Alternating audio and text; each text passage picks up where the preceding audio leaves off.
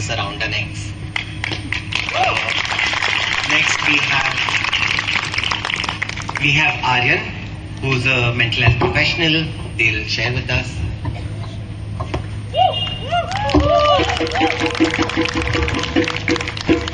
Hi, my name is Aryan and I'm a trans man. I'm also a mental health professional. So today I'm going to speak about how basically तोड़फोड़ करेंगे medical system का. That's what we're going to do today. So first things first. So the makers of the bill fear trans people because they don't understand trans people. Is that true? No. But they are afraid of flourishing lives of trans people because visible and happy trans people will make everyone question oppressive gender norms that they have agreed to. So I'm not going to be here scared and say why you didn't see me. I know why you didn't, because you are a coward. We will speak about the fear and the paranoia that the government has, that they are projecting on us. Right? So fear and the paranoia is making them question who real trans person is. And then we are all influenced by the West. We are influenced by West, that's why we have trains. If we weren't, I don't know where, probably we will still be on bullock carts. So let's talk about what influence it could be like. First, we'll go with the medical that the bill says about that we have to get the medical practitioner who will decide of who we are. Now, when we study medicine has always spoken about the biological sex. Man, woman, not man, woman, but male, female and intersex, right? So my point is that when you have no idea what gender is about psychosocial. Gender is about the lived experience. So stay in the lane. You don't even qualify. This is not your expertise. Please go out. Okay. Yeah, that's the other thing. But the point that we are saying that medical and biological essentialism on understanding what transness is in itself influenced by their fear, is influenced by their threat, that they are scared. So scared that they want to violate and use every system against us. Yes. Second, the expertise that they are talking about, they can't be trusted. No matter what medical fraternity institute you talk about has always been influenced by what the Supreme Court is saying. Supreme Court came up with criminalizing 377. Everyone is criminal. Psychiatrists wrote about it. Medical fraternity wrote about it. When it was read down, suddenly we all became, oh, no, all this is normal. So now you are only not, you have lost your insanity, like you have lost your sanity. On what basis are you going to judge us, who we are? We can't trust you. You are not in your sane mind because you are influenced. And then you are saying we are influenced. You are influenced by the politics, by the religion, by everything else that's around you. So you are not trustable. And hence, ये मेरी expertise नहीं है, so I'm not going to get into it. That's what you need to learn to say. They don't know, and so the research that we did 3 years ago on 3 cities, where we found out the results that said like the psychiatrists, therapists themselves didn't know what and why they are doing. It was just the protocol that they followed, and you can check all those quotes in our trans mental health care guidelines that had come out, and you can download that on the TIS website, which will have all the quotes saying that they don't know what they are doing and they are just doing it because they are fearful. So, and then we are also very much going against the ICD, WPATH, IPATH, all of these organizations, and especially when we were the ones in the UN convention, we said that we believe and we know and we acknowledge that there is psychosocial disability, and then we are ourselves going against it. Because transness, gender, oppression, all of this is psychosocial disability. So we ourselves don't know what we are talking about. So the bill itself is contradicting its own stance at the national and the international level.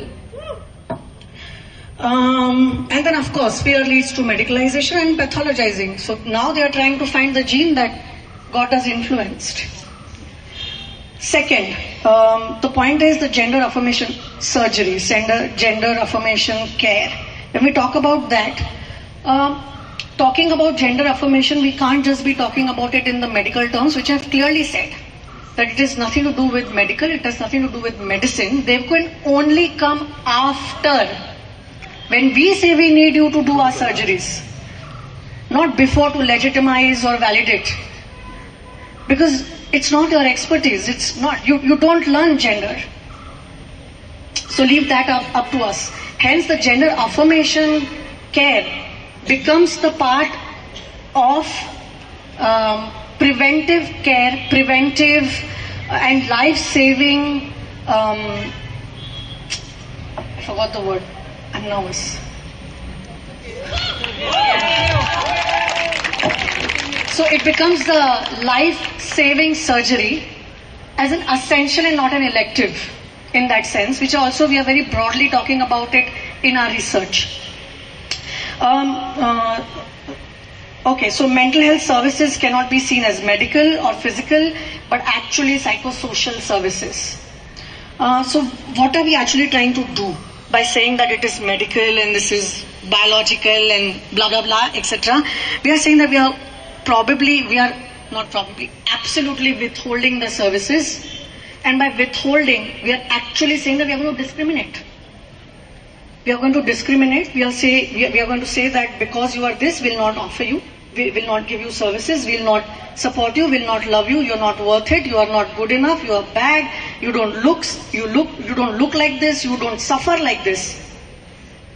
You don't come into our stereotype of vulnerable, abala, trans people. So we don't give you that, and that is absolutely discrimination. Shame.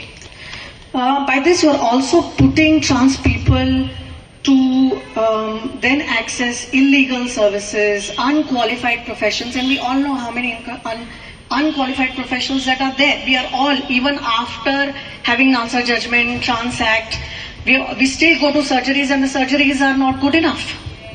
So then we'll be forced to go to unethical practitioners, right? So that again means that you are pushing us to death, like my trans sibling just said. So we will be forced to go to these places. So then choose and be into the constant dilemma of safety over my life. I can only either be safe and not go to these places, or die, or live. Live, which will finally get me to depression, anxiety, panic, suicidal, bullying, harassment, etc. Then we are also saying that you need to be fearful to reach out to medical practitioners, mental health practitioners. So you are pushing us to be fearful to access these services, and not just push, but also threatening our support systems to come. मैं तेरे को support नहीं करेगा, तू तेरे को भी support करने नहीं दूंगा. What is this threat? This is only coming because you are fearful. You are fearful that we have the capacity to live with happiness, with our choice. And by all of this, when we talk about therapy, because that's my subject, we are saying that it is absolutely going against the basic framework of therapy, because therapy is all about confidentiality and access of care, also according to the Mental Health Care Act 2017. Please go through this. This act says that the person needs to access care without being discriminated. All services, including social, sexual, social, psychosocial disabilities, all come into the access of care under the Mental Health Act. So, furthermore, the first people who violate us are our own homes, and also doctors. There are a number of studies that talk about how abusive and how we are known, the structures are known to misuse of power. So my question is that then why are they even there in the bill? What are you even trying to tell us? So अभी ऐसा तूने तेरी mummy को बताया क्या तू trans है? Mummy को बताया, पापा को बताया. What are you trying to do? Is to indulge into put fear into us. Why? Because we are scared of our happiness, of our audacity to live, of who we are. So it is very much against the basic ethical framework of therapy and any kind of healthcare that we are having in this country. Another point which I feel is very important that we don't talk about is how then we are also putting us state-sanctioned conversion therapy. That will come up. Detransition therapies, detransition care, all of this will be sanctioned by the state to put you back into your place. So this is of course going to result in the mental health crisis, depression, anxiety, suicidality, ostracization, isolation, which is a single most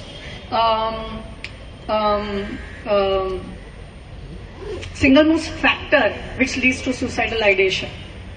So now you are saying that you are ready for people to handle, for the structures to handle the mental health care crisis. Even existing mental health care gap is 90%. So are you ready? तुम्हारे में है क्या? हम तो कर लेंगे, तुम करोगे.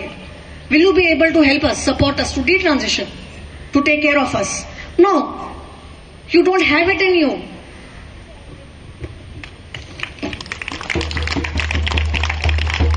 And the last point which I feel is very important for me and for all the trans men and also other gender diverse population is that you're forcing us to choose between my citizenship and me. So now you're saying if I get raped tomorrow or if I get hurt, I've been violated. So if I go to the police, I go to the doctor. So are they going to see me as a citizen of this country or as a trans person? So you're saying that now I have to choose. That am I an Indian citizen who pays taxes, who votes, who puts everything possible to be in this country as a sane citizen and a contributing citizen. And then you are saying that, no, sorry, you are not.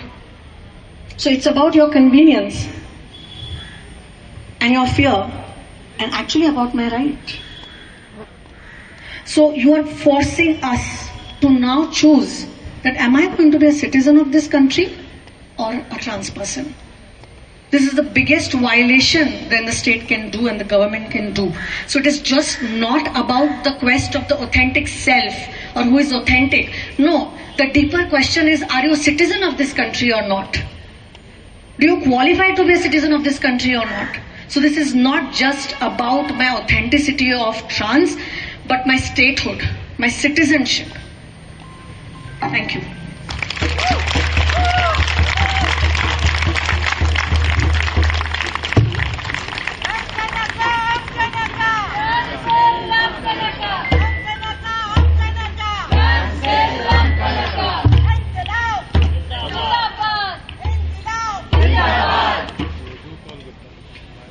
Thank you, Aryan. That was really helpful. Next we have Zeena Sagar. She is one of the first trans women producers.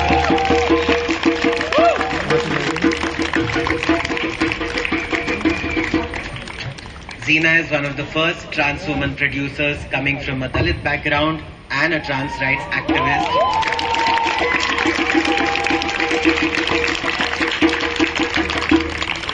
She is coordinating a large-scale campaign against this bill nationally. Thank you for your efforts, Zeena.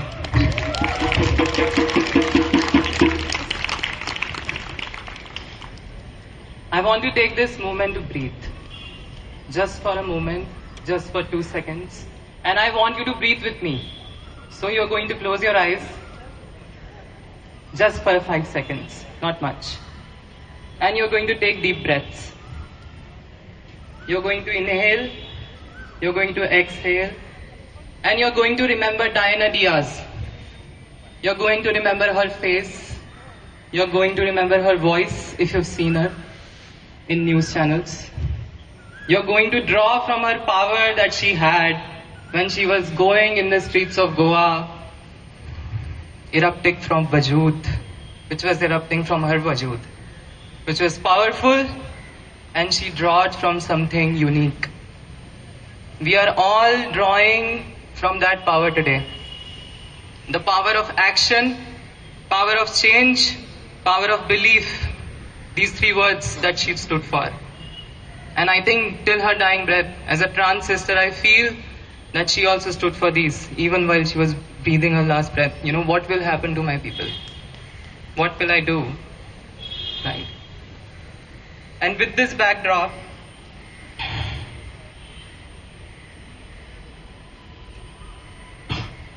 I stand here today, drawing from the same power. Standing here, I feel more azad because of her. I feel like I'm channeling something that existed before me. Something that moved through her when she stepped into the streets of Goa. Hello everyone, my name is Zeena. I'm a Dalit woman of trans experience, and I want to begin with simple statement that B.R. Ambedkar made long back. Educate, agitate, and organize. And this is